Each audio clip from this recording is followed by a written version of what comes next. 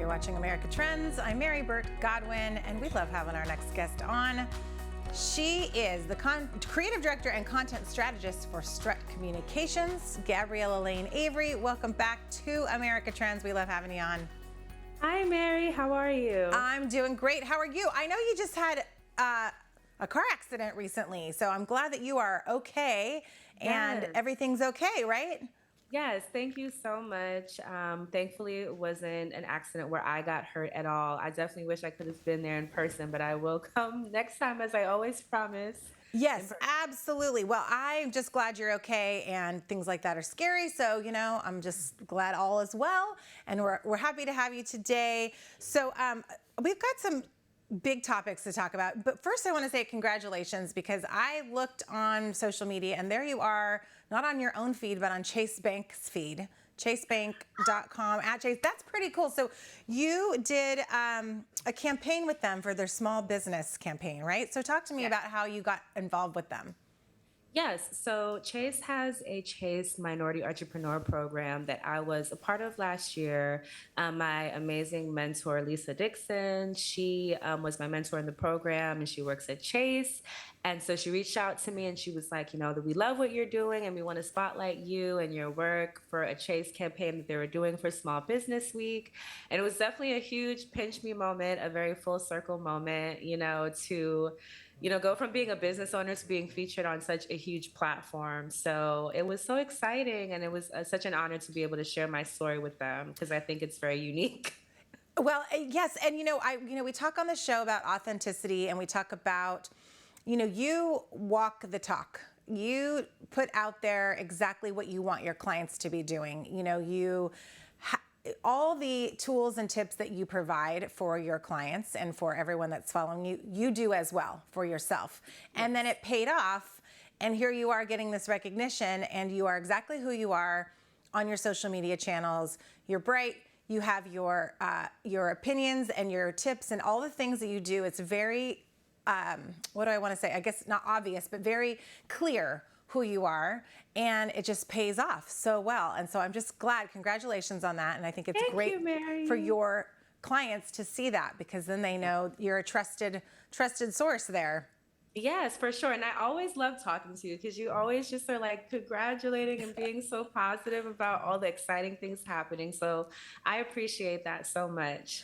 Well, I feel, that's why I love having you on too, because you're, a powerful woman out there doing what needs to get done and speaking your voice. And this leads me to our next topic, which is something that I said we talk about authenticity. I feel like that's kind of a buzzword that gets a little bit overplayed, but where it plays out is when brands do something in a campaign, and maybe it's risky because it could be a polarizing topic, or it could be something that does not appeal to everyone, but that is what they stand for. So, I guess, Nike took a swing a few years ago with Colin Kaepernick. Some people didn't like that, but others, Nike was like, hey, this is who we are. And we are giving everyone the chance to have freedom of speech and action and all the things. Now, most recently, I wanted to talk about Bud Light and Dylan Mulvaney. Are you following that? And can we talk about that just a little bit? Yeah, let's talk about it. So for anyone at home, and maybe do you want to tell the story of how that went down? Can you actually tell it? Because I don't know all the details. Yeah, well, so from what I know, Bud Light, huge major brand in America, represents America to some people, beer drinking, football watching. They gave a pack of Bud Light, branded Bud Lights with Dylan Mulvaney's name on them to her. She is a transgender woman. She transitioned a year ago. And so on the year anniversary of her transition, Bud Light sent her a present with her picture on them. And she was like, oh my gosh, I'm so excited. Thank you, Bud Light. And this sparked a huge debate with a lot of Bud Light lovers in the world that are anti-transgender. And a lot of big stars like Kid Rock came out. There's her photo right there. And, Bud Light came out to say they're not selling these. These were a special gift they sent to her. But I guess there's many layers here. One is that I guess it was a risky maneuver for a big brand to come out and do this. then it took a couple days for them to reply after people like Kid Rock and I think it was Travis Tritt came out with some really negative things. I mean, Kid Rock had a gun. They both had like, guns in their videos, and they're like, screw Bud Light. So I guess there's just some layers here as, as a brand, where do you, draw the line or, do you just take these risks and say, if we offend people, that we offend people? No, I would have to say that I think this is a telltale representation or example of when a brand is trying to be progressive in their presentation outwardly and they aren't exhibiting those values internally and they haven't done the work to really make sure that one, they're listening to their audience and they know who their audience really is and they've done the work intentionally to let their audience know what their stance is on something. So now they, unbeknownst to them, have cultivated this audience that doesn't have the shared belief systems that they believe that they're exhibiting. And now there's this big issue that's happening. So for me, I think whenever you are a brand and you're trying to do something like this, you need to look at your history. You need to look at what you've done to support this community in the past. And if you haven't done that active work, and now you're trying to do it, your audience is assuming in their head that you align with their values. Now they assume that you're anti-trans just like them because you haven't said it or spoken up about this before.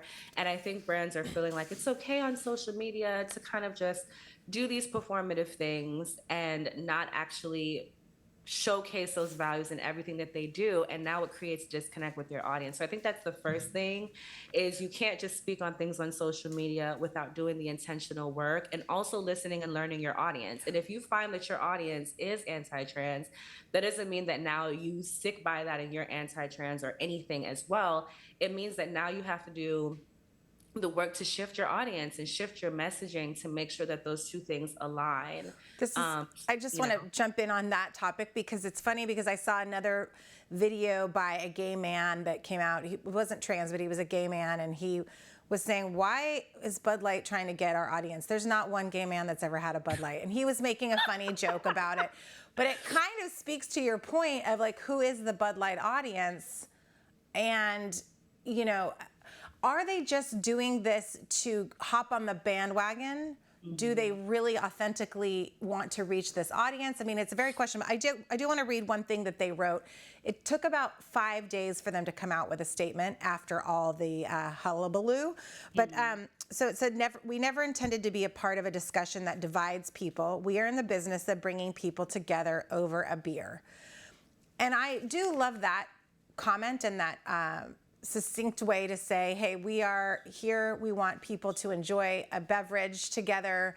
And I guess both things can be true, that they want to serve their demographic that have been drinking beer at football games forever or whatever, but also they want to reach a new audience, and that's okay too. I don't know, there's just so many different levels. And I do like what you're saying, though, is research who your audience is and maybe slowly open up to the next audience.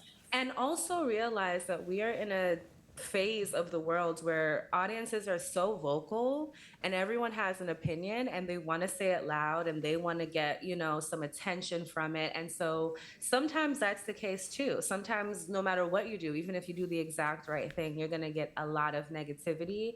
And so you need to have a team that can discern between what is just noise that people are making just because they want to be a part of this conversation. They want to, sensationalize, and what is actual, legitimate feedback that can help them to better approach things like this moving forward. So I agree, both things can be true. And do you risk, is it that big of a deal to lose a certain portion of your demographic that drinks your beer or wears your sneakers, because you do really want to put this out there and you do really want this to be a part of your message? So you take that risk and say, well, I might be offending some people, but this is the way our company is moving. Yeah. I think if it aligns with your values, I think if it's the right thing to do, if it's you progressing your business, it's always worth it. And guess what? Those same people who are making all of that noise are still going to go buy the beer if it's their favorite beer. That's the funniest part. They're going to go buy it next week. It's just such a weird era that we're in social media, where people will hate you on social media, but in real life will still purchase your products, support you. So it's definitely a wild time. Gosh, you say the word hate and it just crushes my soul because I do see so much hate out there, and it's just a bummer because this whole, we can all disagree, but the hate and the putting people down and the, wanting to shoot a gun at them or do all these things, it's just going too far. It's a bummer. Yeah. But I have some more topics, and we have another segment. Will you stick around for more? Okay, so I'm speaking with Gabriella Layne-Avery, stretchcommunications.com, at Stretch to Success. And if you go to Chase, is it at Chase on social media, you'll see her amazing, what do you call it, a program. Yeah, my profile, my spotlight. Yeah, it's pretty cool. You in bright pink. Okay, and I've got more questions for you right after this quick break. So everyone stick around for more, and you can find us on social media, speaking of social media, at America Trends TV on Instagram, Facebook, and Twitter. We'll be right back after this quick break.